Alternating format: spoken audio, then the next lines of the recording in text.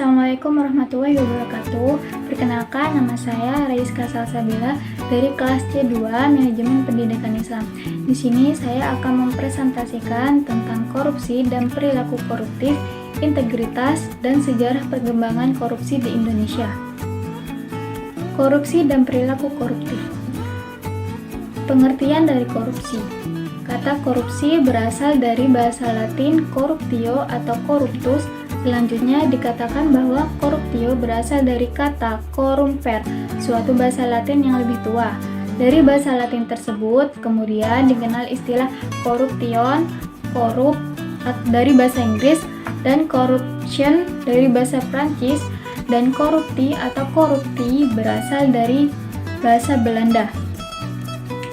Arti kata korupsi secara harfiah adalah kebusukan, keburukan, kebejatan, ketidakjujuran, dapat disuap, tidak bermoral, dan penyimpangan dari kesucian. Tindak pidana korupsi merupakan perbuatan yang bukan saja merugikan keuangan negara, akan tetapi juga dapat menimbulkan kerugian-kerugian pada perekonomian rakyat. Adapun perilaku koruptif. Perilaku koruptif tidak hanya dilakukan oleh pihak eksekutif dan legislatif saja, tetapi aparat hukum pun sudah banyak yang terlibat korupsi. Hal ini berarti bahwa masalah korupsi bukan hanya masalah hukum saja, karena permasalahannya sudah melebar dan masuk ke berbagai lapisan dan sendi kehidupan di masyarakat. Pada beberapa tahun yang lalu, perilaku koruptif masih bisa dikatakan didominasi oleh para pejabat eksekutif saja, khususnya terdapat di pemerintahan pusat. Namun, akhir-akhir ini, terutama sejak diberlakukannya kebijakan otonomi daerah, pejabat eksekutif di daerah pun atau bahkan hingga kepala desa banyak yang terlibat kasus korupsi. Adapun secara psikologis, potensi perilaku koruptif di masyarakat Indonesia dapat dianalisis sebagai berikut. Yang pertama, analisis ini diawali dengan uraian masyarakat Indonesia secara umum dan kemudian dilanjutkan dengan perilaku anarkis. Yang kedua, adanya dorongan lingkungan yang demikian kuat. Yang ketiga, kondisi psikologis yang diwarnai oleh need for power dengan dimensi personal power tersebut kemudian akan memunculkan perilaku yang tidak dapat menghargai orang lain. Yang keempat, didominasi oleh personal power yang cukup kuat mengakibatkan timbulnya perilaku yang menghalalkan segala cara untuk mencapai sesuatu atau mencapai suatu tujuan tertentu. Yang kelima, dengan adanya personal power yang dimiliki oleh pejabat publik, maka jangan berharap pejabat tersebut akan memberikan pelayanan yang baik terhadap kita. Yang keenam, yaitu perilaku anarkis sering terjadi pada masyarakat yang didominasi oleh need for power dengan dimensi personal power-nya. Yang ketujuh atau yang terakhir yaitu sering munculnya perilaku anarkis di Indonesia juga dikarenakan lemahnya peranan hukum yang ada di Indonesia sekarang ini. Selanjutnya yaitu tentang integritas dan sejarah perkembangan korupsi di Indonesia. Sebelumnya, apa itu pengertian dari integritas?